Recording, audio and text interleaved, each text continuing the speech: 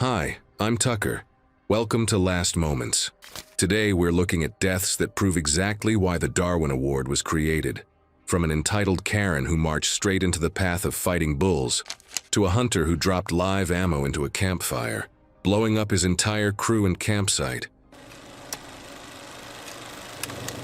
It was the 11th of July, 2016, and the fields outside Pamplona, Spain were dry and golden under the July heat. A narrow service road cut through open farmland, bordered by wooden fencing, tall grass, and concrete drainage ditches. The running of the Bulls Festival was days away, and workers were already moving fighting bulls along that same road, so the area was closed. Melissa Carter was 35 years old, an adventurous traveler who had made her way to northern Spain for the festival season. She was the kind of person who believed rules were suggestions meant for other people. When staff from the ranch turned her away at the barrier, she didn't accept it quietly. She raised her voice, told them she knew her rights, and made clear she had no intention of turning back. She had a short argument with some workers who had told her more than once that the road was closed. After that, she rode her bicycle around the barrier and went straight down the middle of the road. A phone was attached to her handlebars, recording the whole thing. The camera captured her laughing as she cycled deeper into the restricted zone. I really don't understand the audacity to be laughing after defying a clear warning. She must have thought she won or something. Further along the road, one of the bulls had become agitated. It had separated from the rest during the transfer, and it was already unsettled and unpredictable. When it spotted movement on the roadway ahead, it reacted the way fighting bulls do. The bull began to charge along the roadway. Workers behind her began shouting and waving their arms. The bull closed the gap between them at a speed most cyclists cannot match on flat ground. Melissa looked back over her shoulder. The bull had nearly caught up with her and was right behind her. When she saw it, she flinched, and that tiny movement shifted her body just enough. The bicycle slowly moved toward the gravel on the side of the road, where the loose stones met the edge of the asphalt. She tried to pedal faster and steer herself back onto the road, but it was already too late. She was losing control. I am pretty sure a fighting bull can weigh more than 1,100 pounds, and it can run at 30 miles per hour on flat ground. There is no way a bicycle could outrun that. The bull hit the rear of the bicycle at full speed. The bike folded sideways and threw her onto the road. She slid across the asphalt and struck the concrete edge of a roadside drainage culvert headfirst. The impact was so severe that she did not get up. The bull reached her again before handlers could intervene. It was clear from marks left at the scene that the animal had hit her a second time, knocking or pushing her into the ditch. It took several moments, but the handlers were able to use vehicles and noise to finally divert the animal away. Emergency responders arrived shortly after and found Melissa unresponsive in the drainage ditch. She was pronounced dead at the scene from blunt force injuries. Investigators later confirmed that the road had been properly closed and that workers had repeatedly warned her not to enter the active livestock transfer route. Following the incident, ranch staff reinforced security around transfer areas during festival preparations to prevent unauthorized access to active bull routes. Melissa ignored the barrier meant to protect her. Someone else was ignoring the fact that there was no protection for the hazardous action he was about to take. It was on the 21st of August 2016 at a correctional center in Huntsville, Texas. The isolation wing of the prison sat under a brutal summer heat that just would not let up. Michael Godwin was 31 years old and had already spent several years inside the correctional system. Like many inmates in long-term isolation, he had grown used to handling problems himself rather than waiting days or weeks for maintenance requests to go through. The set had been giving him trouble for weeks. It would cut to static in the middle of a game, flash blue, crackle loudly, then go dark without warning. The plastic casing was yellowed and warped. The power cord was wrapped in tape. Officers had already told him more than once to leave it alone, file a request and wait for maintenance. He had filed the requests, but nothing moved fast enough. I kind of understand him here. The authorities were reluctant, help wasn't coming soon. He had to do something about it himself. By that evening, the television had gone through another cycle of sparks, pops, and shutdown. Michael had had enough. He dragged it closer to the stainless steel toilet so he had a surface to work against, and decided he was going to fix it himself. The inmate in the next cell called through the door and told him to unplug it first. Michael said he knew what he was doing. He used a broken razor and a bent toothbrush handle to pry off the back casing. Inside, the wiring was old and fraying. Sparks jumped when he touched the wrong part. I really don't get this guy. Sparks coming out of a device you're trying to fix, that isn't just the wrong part. It's the wrong act. At some point, trying to get a better look at a loose connection near the damaged cord, he held the wire in one hand and tried biting off the insulation while pulling. The television was still plugged in. He was leaning against the metal toilet, which was bolted directly into the plumbing, which ran straight into the ground. That contact helped electricity find a way to travel through his body, because he was already leaning against a metal object that was connected to the ground. There was a loud crack, then a heavy thud on the concrete floor. The television screen went dark, sparks came from the outlet, and the smell of burning filled the block. Other inmates went quiet. Officers arrived within minutes. Michael was on the floor beside the toilet, the television still plugged into the wall. Medical staff tried everything they could. It was not enough. The coroner ruled that it was accidental electrocution. The electrical report noted that it wasn't simply the television that killed Michael Godwin. He died because of reckless handling of an electrical device. I couldn't agree more.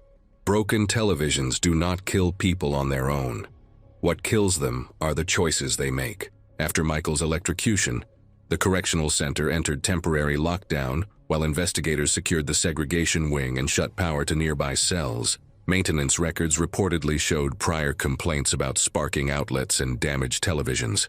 The prison removed older CRT televisions, replaced unsafe wiring, banned inmate repair attempts, and increased inspections for altered electronics. Michael's family was notified that night of the incident. Relatives initially suspected foul play before investigators explained the witness statements and electrical findings. A small private funeral followed days later. He made his choices alone, in a prison cell, late at night. But sometimes the worst decisions are made in front of an audience, and the audience is the whole reason it happens. It was on the 19th of October in Mobile, Alabama. An apartment building on one of the populated streets had become known for loud parties, made-up drinking games, the kind of activities that usually ended with somebody passed out in a hallway or asleep in the parking lot. 28-year-old Jude Henderson had a habit of treating warnings like personal challenges. For weeks, he had been obsessing over internet rumors claiming people could get drunk faster by introducing alcohol through the rectum instead of drinking it normally. Several friends told him the idea sounded extremely dangerous. I believe Jude read the medical warnings, understood what rapid alcohol absorption into the bloodstream actually means, but I wonder why he still decides it is worth it. On the night of October 18th, friends gathered in his apartment to watch a college football game. By midnight, Jude was already heavily intoxicated from beer and liquor, but he continued bragging about what he called his shortcut to getting blackout drunk instantly. At one point, he disappeared into the bathroom carrying a large bottle of sherry wine, plastic tubing, and a small funnel he had purchased earlier that week after reading online posts describing alcohol enemas. One friend quickly realized what he was planning to do and tried to stop him. Another friend warned him that alcohol taken that way could poison him much faster, because the body could not throw it back up the way it normally would with drinking. Jude just laughed it off again. After most of the guests left, Jude inserted the tubing into his rear end and began introducing fortified sherry wine into his rectum in an attempt to get blind drunk as quickly as possible. So this guy just bypassed the whole body system of protection from excess alcohol. I am dumbfounded. Investigators believed the process quickly became disorganized as his intoxication worsened. Evidence in the bathroom suggested repeated attempts to continue despite obvious physical distress, loss of coordination, and difficulty handling the tubing and funnel properly. As more alcohol entered his system, his judgment deteriorated even further. But instead of realizing the danger and stopping, he was too out of it to think clearly or take the equipment off himself.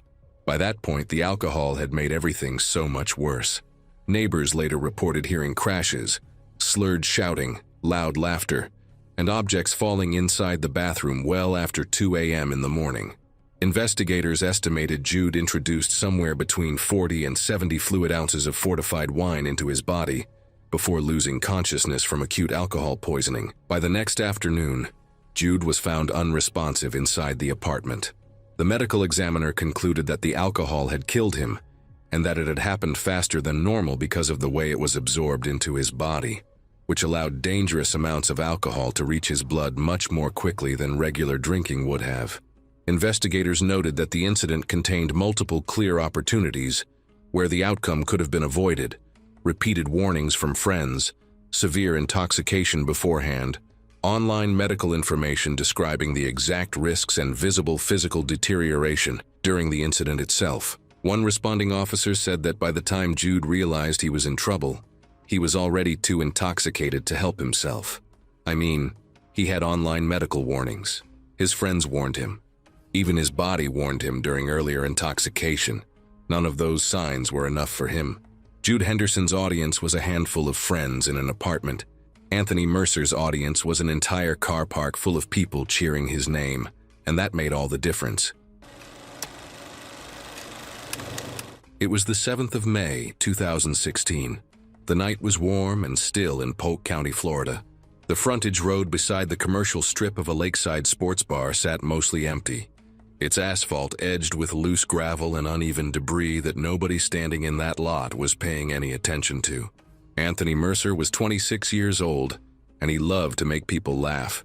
He loved the feeling of a crowd watching him, of eyes going wide, of friends cheering his name. That feeling mattered more to him than most things, more than common sense, more than the warnings of people who cared about him. On that particular night, Anthony drove out to a lakeside bar in Polk County, Florida. The parking lot was full of trucks and modified cars, loud music spilling out of Bluetooth speakers, groups of friends standing around under the night sky. It was the kind of night that made people feel invincible. Anthony had been talking all evening. He told anyone who would listen that cruise control was basically the same as self-driving. He told them 20 miles per hour was nothing, barely a jog, practically standing still. He had an idea for a stunt, and the more people told him not to do it, the more certain he became that he would. 20 miles per hour sounds easy when you are standing still in a car park, holding a drink, but I don't think I want to do a stunt with that. Physics does not care how confident you are. A friend told him that cruise control only keeps the car at the same speed. It does not drive the car for you. Another friend told him to keep his hands on the wheel. The bartender looked him right in the eye and said, "That is how people get killed." Anthony just smiled and walked out to his car anyway. That's a lot of warning. I wonder why he didn't listen to any of them. The plan seemed simple to him. Set the cruise control to 20 miles per hour, open the door, step out, run alongside the car for a few seconds, then climb back in. He believed the car would stay straight. He believed his legs were fast enough. He believed the speed was low enough to make any mistake survivable.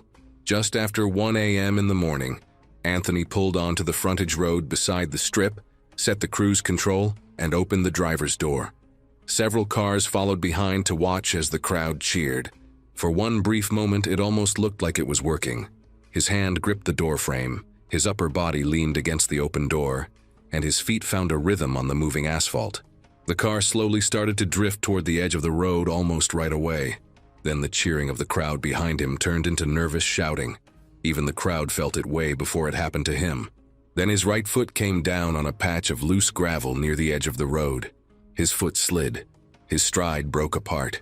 His legs went backward and his body pulled forward, and his grip on the door gave way. There was nothing to grab, nothing to slow the fall. His head struck the asphalt at the same speed the car was traveling. Several spectators described hearing the impact over the engine noise. The car drifted on its own, rolled into a shallow ditch, and came to a stop against a chain-link fence. Anthony was lying on the road unconscious, with severe head injuries and swelling on his brain. Emergency responders arrived within minutes and rushed him to a trauma center, but he died the following afternoon from catastrophic head trauma. After the crash, private lake security cleared the remaining crowd from the parking lot and later handed surveillance footage to investigators showing Anthony talking about the stunt beforehand. The property owners increased overnight patrols, added anti-stunting signs, and local deputies began monitoring the lake roads more heavily. I don't blame anyone for the choice he made in the parking lot of that bar, while people around him begged him not to go. Anthony Mercer performed for a crowd in a car park. Larry Bennett and Kelvin Morris performed for a crowd on a moving coach, and they fed off each other, which meant that when one of them went too far, the other one followed. It was late on a Friday night in East London in September of 2016, and a coach full of workers was rolling home through the city after a long evening of celebration, loud music filling the cabin, laughter bouncing off the walls, the kind of noise that only happens when a group of people have had a very good night. Larry Bennett was 26 years old, a maintenance technician who had just got a promotion at work, and he was the kind of man who loved to show off in front of other people, always loud, always doing things without thinking, and always looking for a way to make someone laugh. Kelvin Morris was 25, much quieter than Larry, but always right there beside him, copying whatever Larry did, because that was just how their friendship had always been. Whenever Larry started something, Kelvin followed. The coach was packed and warm, the air thick with body heat and noise, and somewhere along the journey the ventilation became unbearable. Passengers began sliding open the upper windows, letting the night air rush in, and Larry made a joke about the bus feeling like a furnace, leaning his head out through the open window beside him, letting the cool air hit his face while the people around him laughed and cheered. The laughter was the worst part because it told him to keep going. Kelvin leaned out through the window next to him. The crowd cheered them both on. One passenger told them to get back inside, but that warning got lost in all the noise. Nobody heard it nor cared, because hours of alcohol drinking had altered their judgment, and the energy of the group was pushing everything in the wrong direction. I keep wondering why nobody in a position of authority stepped in. Where were the supervisors? The driver kept his eyes on the road, unaware of what was happening behind him, as the two men leaned further and further out into the dark London night. The coach moved onto an elevated section of road, climbing a viaduct above the city streets, and the concrete overhead structure appeared in the darkness ahead, a fixed beam crossing low above the lane, the kind of infrastructure that a bus passes beneath without an issue, but neither Larry nor Kelvin saw it coming. The impact happened in an instant. Passengers inside the coach described a violent double sound, two strikes happening almost at the same time, and then screaming, and then the driver hit the brakes hard, rolling to a stop hundreds of feet past the bridge. In just 1 second, the cabin had gone from celebration to chaos. Emergency services arrived within minutes, and paramedics worked quickly at the scene. But the injuries were unsurvivable. Larry Bennett and Kelvin Morris were both pronounced dead. The structures had met them at full road speed, and there had been no chance. Metropolitan Police investigators found no fault in the vehicle, no fault in the driver, no mechanical failure of any kind. I don't see any fault either. Just one guy trying to be funny and another man copying him. The whole group chose laughing over being careful, and the alcohol made it all the worse.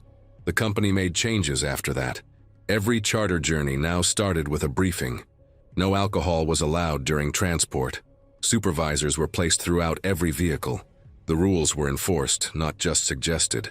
Larry and Kelvin had leaned out for cool air, but it turned out to be their last breath. The next person had a whole helicopter full of spectators, a pilot giving direct warnings through a headset, and a camera in his hand recording every second of it. It was the 23rd of July, 2017. The Nevada desert stretched out in every direction, baking under a cloudless sky. Just outside Las Vegas, a small group of construction workers had gathered at a charter airfield, squinting against the dry desert heat. The air smelled of dust and aviation fuel. Somewhere behind them, rotors were already spinning. Their company had spent nearly 2 years struggling, losing bids, cutting staff, and wondering if it would survive. Then a major highway contract came through, and everything changed.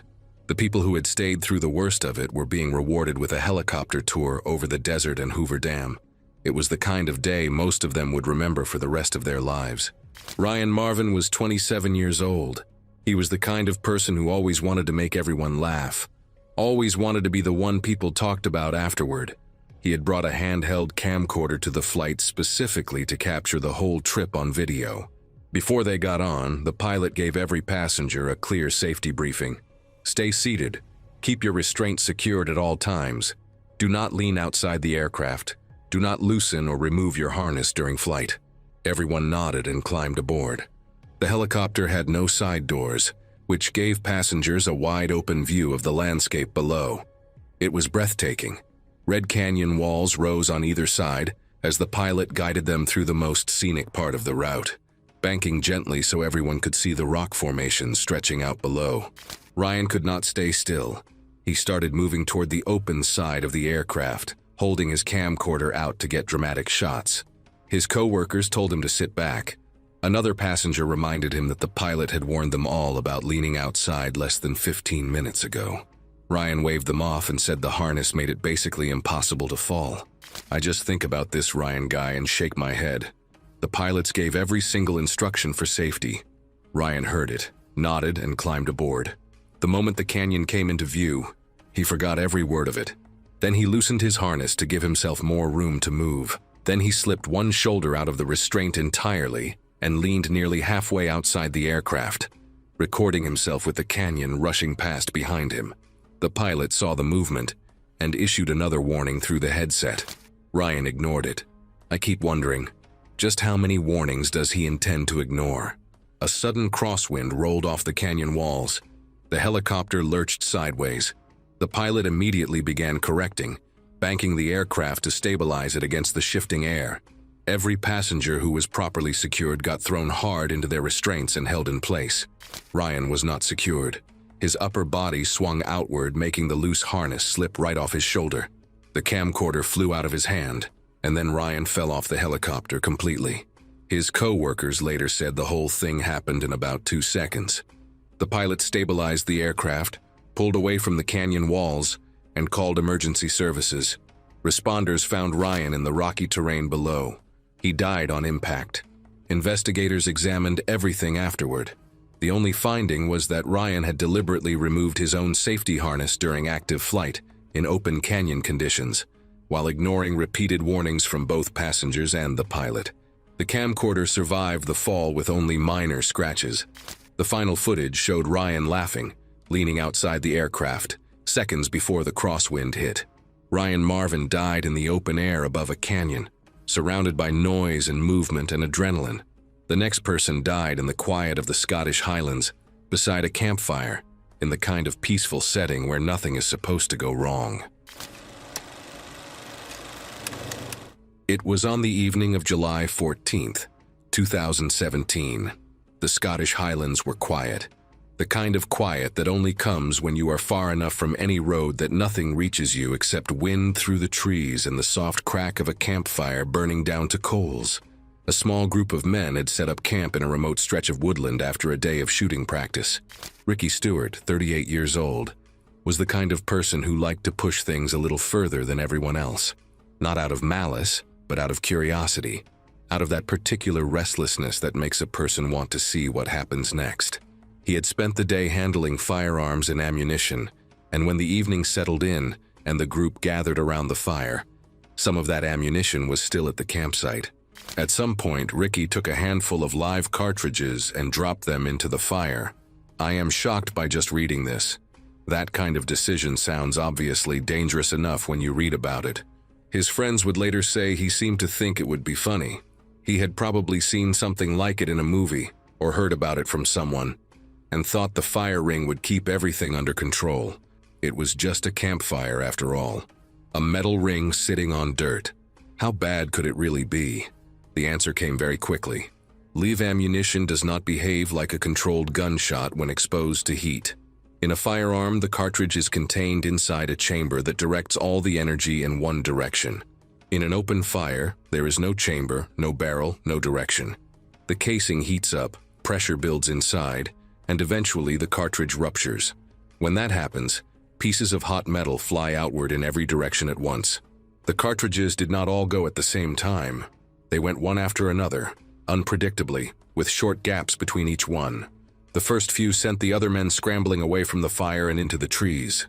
They got low and stayed back, waiting for it to stop. Ricky did not move far enough away. I still don't understand why he didn't take cover. That clearly wasn't bravery. He remained close to the fire ring during the worst of it, within the zone where fragments were scattering outward through the campsite. A piece of casing struck him at close range, hitting a critical area on his neck where major blood vessels run close to the surface. He went down almost immediately. His companions came back when the ruptures stopped and tried to help him, but they were deep in the highlands, far from any road, far from any emergency service. When they called for help, it took time to arrive, and that was time Ricky did not have. The terrain made everything slower. They tried to give him first aid, but the injury was too serious and was moving too fast. Ricky died of extreme blood loss at the campsite before help could reach him. Police and rural emergency responders secured the remote highland campsite after surviving members were escorted back into town. Investigators found burst cartridge casings scattered around the fire ring, fragment damage to nearby camping equipment, and evidence that a mix of live ammunition had been deliberately placed into the active fire. Following the investigation, local firearms safety groups and outdoor authorities issued warnings reminding people never to expose live ammunition to heat, stressing that loose cartridges can still produce dangerous fragments even when fired outside of a gun. The ammunition was supposed to be in a gun, not a campfire. I don't know what was his inspiration, but that decision cost Ricky his life.